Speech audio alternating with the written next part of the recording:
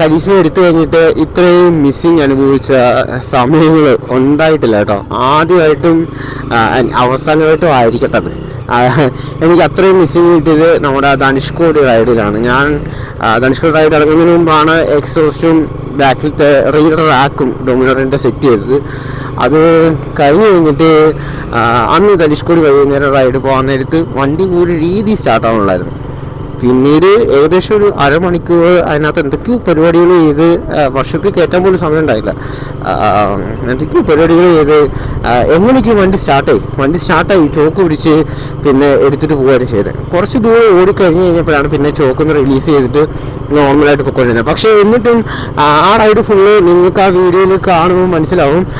നമ്മൾ ഓരോ ഹമ്പ് എത്തുമ്പോഴോ അല്ലാന്നുണ്ടെങ്കിൽ ഗിയർ ഡൗൺ ചെയ്ത് ഫസ്റ്റ് ഗിയറിലോട്ട് ആക്കുന്ന സമയത്ത് വണ്ടി ഓഫായി പോകുന്നുണ്ടായിരുന്നു. ആ ടൈമിൽ വീണ്ടും നമ്മൾ ചോക്ക് പിടിച്ചാൽ മാത്രമേ വണ്ടി ഓഫാകാൻ വേണ്ടി ഇരിക്കത്തുള്ളൂ.